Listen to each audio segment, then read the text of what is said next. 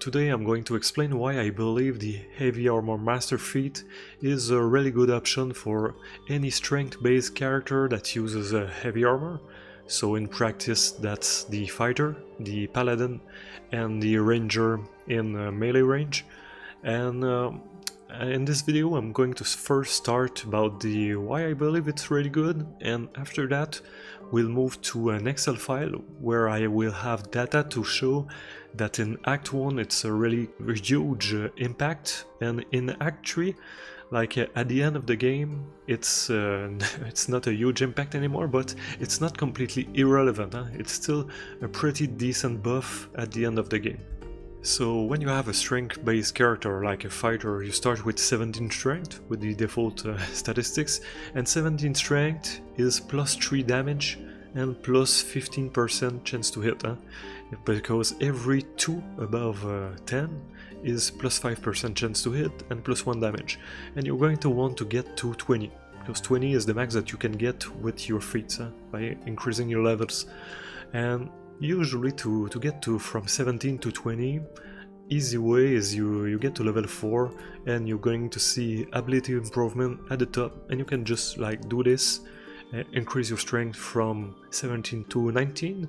That's going to have the same impact that if you were to increase it to 18. 19 has no impact versus 18. That's one way. You could do this and this, but other ways to increase strength, you have Athlete. Athlete is really good, so it increases by 1 your strength, but also your distance when you jump by 15%, and you get up faster when you are prone. So it's a good option.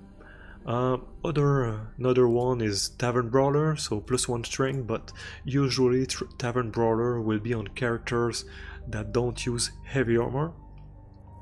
But Heavy Armour Master, it's another one. You can see here strength plus 1, so it's going, when you get to level 4, if you take it, it's going to get you to 18. And what it does, besides increasing your strength by 1, it reduces damage that you receive from non-magical attacks by 3 while you're wearing heavy armor. And 3 damage less, well, it can be good. I'm going to show you.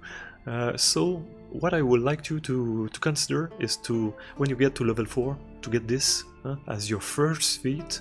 And I'm going to show you with the Excel file why it's major when you are level 4, and then when you get to your next feat, at like with a fighter it's at level 6, where you can go from 18 to 20 easily like this. So let's go to the Excel file. Here is the Excel file. It's very basic. Heavy Armour Master reduces non-magical damage by 3 with 2 acts. Act 1, Act 3, that I put 2 examples of fights. And I start with the Gnoll Archer, which I think is a good example because it's a level 4 monster that you will usually fight at level 4 after getting your first feat.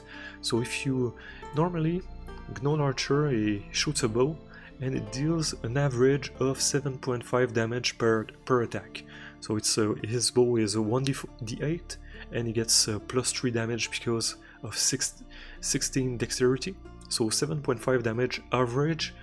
But if you have the feat to reduce damage by 3 from the weapons, well, it's going to go from 7.5 average damage to 4.5 average damage, so it's a reduction of 40% of the damage that you take from an enemy like the Gnoll Archer, which is a very high reduction of damage. Here I have another column where I add the damage to having weapon resistance. And weapon resistance, you can get it in a lot of ways. An easy way is with the Barbarian. When you rage, you have weapon resistance, so it reduces damage from weapons by 50%. Another way is in Act 3 you get Armor of Persistence, really good, but in Act 1 you can get it from a Cleric, so it's you can do a buff with the Cleric, or Warding Bond is also the same, so and it reduces the damage of weapons by 50%. And the way it works, it will always reduce by 50% before doing the static number reduction. So if you take, for example, 10 damage, it's going to reduce by 50% to 5, and after that it will reduce by 3 to 2. And what is nice also is like here, so we go from 4.5 to 0.75 average damage, so minus 90%, but I write or less because in practice it's more than that, because the game always averages when the number is not a pair number, like for example 9, and you reduce the damage by 50%, the number 9 should be normally 4.5, but the game always reduces it in the advantage of the player. So you go from 9, reduces by 50% equals 4. So you get to 4, and then you get the 3 reduction. So 9 is reduced to 4, which is reduced to 1. So it's really nice.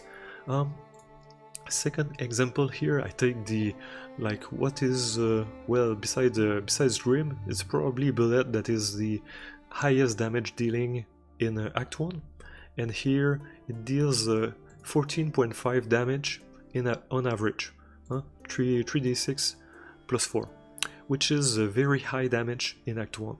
But even here, when you move from 14.5 to 11.5, it's a pretty high reduction of damage, the minus 21%.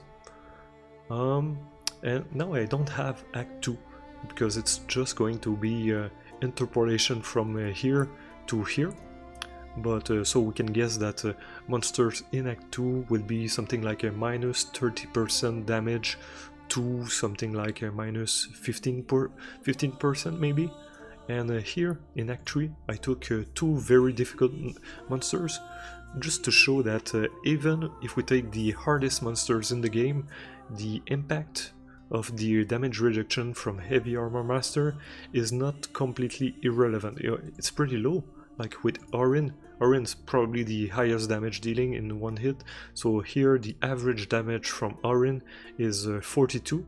I say, well, one of the hardest hitting anyway. So 42 damage, if you reduce 42 to 39, not a big reduction, but it's still a minus 7%. And minus 7%, if you have, at this point, you probably have weapon resist with your main tank. So actually the minus 7%, if you already have minus 50% from weapon resist, it's like 14% decrease. Like if you didn't have the minus 3 here, you would be at 21 damage on average, and moving from 21 to 18 is a reduction of 14% damage. So even here, not completely irrelevant. Well, at this point, myself, I probably would move from Heavy Armour Master to probably Athlete for the mobility, but I think that at a very low level, this is a no-brainer, minus 40% damage from monsters like Gnoll Archers. Like if I was to add, say, Goblins, it would be probably completely remove their damage, minus 95% or something. It's really nice, especially in Hard mode, where surviving is the name of the game.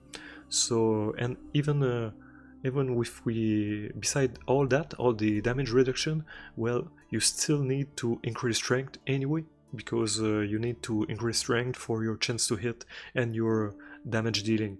So I think it's a great feat on any character that uses heavy armor and strength. Thanks for watching.